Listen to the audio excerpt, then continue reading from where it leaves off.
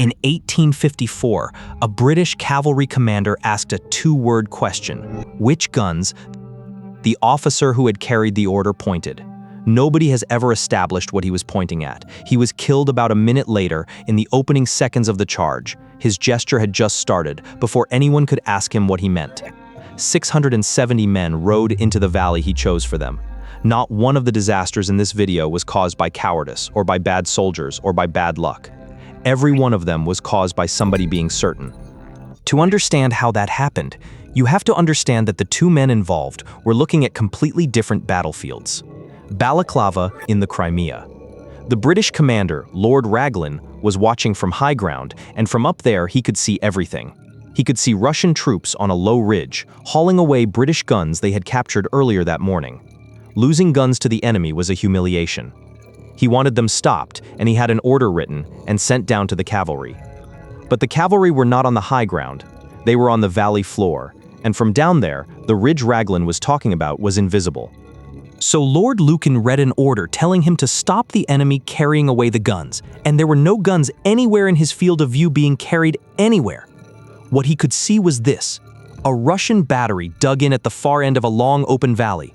More Russian guns on the heights to his left. More on his right. A mile of open ground with artillery on three sides of it. That was the only battery he could see. So when he asked which guns and Captain Nolan pointed, that is what Lucan understood the answer to be. He passed the order to Lord Cardigan, and 670 horsemen started down the valley at a walk. Nolan rode out in front almost immediately, turning back toward the brigade, apparently shouting something. A shell fragment killed him before anyone could hear what it was. They rode the length of that valley under fire from three directions, reached the Russian guns, fought there, and then had to come back down the same valley under the same fire at a walk, because the horses had nothing left. Around 40% of the brigade was killed, wounded, or captured. Most of the horses were gone. The whole thing took about 20 minutes, and it happened because two men were looking at the same battlefield from two different places, and neither of them realized it. June 1876, Montana Territory. George Custer was 36 years old, famous, and in a hurry. He commanded the 7th Cavalry, part of a 3-column operation meant to converge on the Lakota, Cheyenne, and Arapaho who had refused to move onto reservations. Before he set out, he was offered a battery of Gatling guns. He turned them down, they were heavy, and they would slow him. He was offered an extra battalion of cavalry. He turned that down too.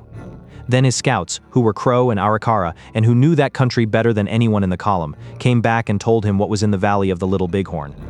They told him it was the largest village they had ever seen. One of them is said to have told Custer there were more warriors down there than his men had bullets. Custer's fear was not that the village was too big. His fear was that it would scatter before he could catch it.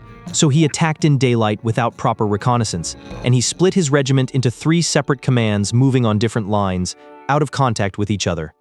And this is the part that usually gets left out, so let's be clear about it. What happened next was not a mob overwhelming an army. The Lakota and Cheyenne were led by men who knew exactly what they were doing. Sitting Bull, Crazy Horse, Gaul, and they fought a coordinated battle across broken ground they had chosen. They pinned one of Custer's commands, cut off another, and destroyed the third. Custer and roughly 210 men under his direct command were killed to the last man. It was one of the most complete defeats the United States Army ever suffered, and winning it cost them everything. The news reached the East in the middle of the country's centennial summer. The public reaction was fury, and the campaign that followed was relentless. Within roughly a year, most of the nations who had won that battle had been forced onto reservations anyway. They won the fight. They had already been given no way to win the war. Both of those were one man, in one moment getting one thing wrong. The next two are worse than that, because the next two weren't decided on the day at all. They were decided years earlier by people in rooms, drawing up plans that everybody agreed were sound. And on the day, there was nothing left to get right. After the First World War, France had lost close to a generation of men and had no intention of doing it again. So through the 1930s, they built the Maginot Line along the German border, and it deserves more respect than it gets. This was not a wall. It was a chain of fortresses running underground for miles, armored turrets that rose out of the ground to fire and sank back down, underground railways moving ammunition, barracks, hospitals, generators, filtered air against gas attack. Some of the largest works could hold 1,000 men. It was probably the most formidable fortification anyone had ever built, and it did its job. In 1940, the Germans never broke through the Maginot Line. They didn't need to. They went around it. Because the line only covered the German border. To the north lay Belgium, neutral and impossible to fortify without dragging Belgium into an alliance it didn't want. French planning assumed that if Germany came, it would come through Belgium, and France would move its best mobile armies north to meet it there. Between those two ideas was the Ardennes, 100 miles of dense forest and narrow winding roads, and French planning treated it as effectively impassable to a modern mechanized army, not undefended, but thinly held, and never expected to be the main event. In May 1940, Germany put 7 panzer divisions into those roads. The columns were so long that the traffic jam ran back for 100 miles into Germany. Every one of those vehicles was, for days, a target sitting still in a forest. Nobody hit them, because nobody was looking there. They came out of the trees, crossed the river Meuse at Sedan, and turned, not toward Paris but north, behind the French and British armies that had already moved into Belgium exactly as planned. France signed an armistice about 6 weeks later. The Maginot Line was still intact, still fully manned, still unbroken. The wall worked perfectly. The map behind it was wrong. September 1944. The Allies are moving fast across Europe, and there's a real belief that the war could be finished by Christmas. The plan was called Market Garden, and on paper it is beautiful. Airborne troops, the American 101st and 82nd, the British 1st Airborne, and a Polish brigade, drop deep behind German lines and seize a chain of bridges across the Netherlands. Then an armored corps drives up the road, crosses each bridge in turn, and rolls over the last one into Germany. 60 miles, 9 bridges, 2 days. Now the details. That road was a single 2-lane highway raised above soft, flat farmland. Armor could not spread out. One burning vehicle stopped everything behind it, and everything behind it was the entire relief force. At the far end, at Arnhem, the ground near the bridge was judged unsuitable for landing. So the British were dropped roughly 8 miles away and had to walk into a city where the Germans now knew they were coming. Their radios largely didn't work. Units within a few miles of each other spent days unable to make contact. And there was intelligence suggesting German armor was refitting near Arnhem, including reports from the Dutch resistance. It was raised. It did not change the plan. Nothing in the plan was allowed to go wrong, because there was no slack anywhere in it. Every bridge had to be taken on time. The road had to stay open. The weather had to hold for reinforcement drops. The weather did not hold. The road did not stay open. One bridge at Nijmegen took far longer than the schedule allowed.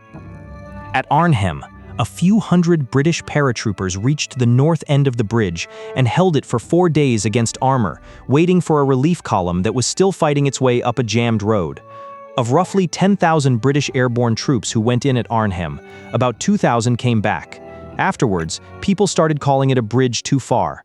That's the line everyone remembers, but the bridge wasn't really the problem. The problem was a plan that required 9 separate things to go right in sequence in September, in a war. None of these were caused by weak soldiers. The Light Brigade rode the whole length of that valley and reached the guns.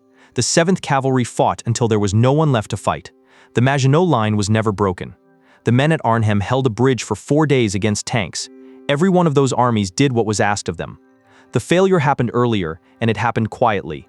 2 men looking at the same field from different places. A commander who decided the scouts were exaggerating. A staff that decided a forest was impassable. A plan that decided the weather would cooperate. That's the thing about being certain. It doesn't feel like a decision at the time. It feels like knowing armies are almost never destroyed by the enemy in front of them. They're destroyed by the thing everyone had already agreed not to check. And if you want to see this from the other end, the armies who should have been wiped out and weren't, that one's on the screen now.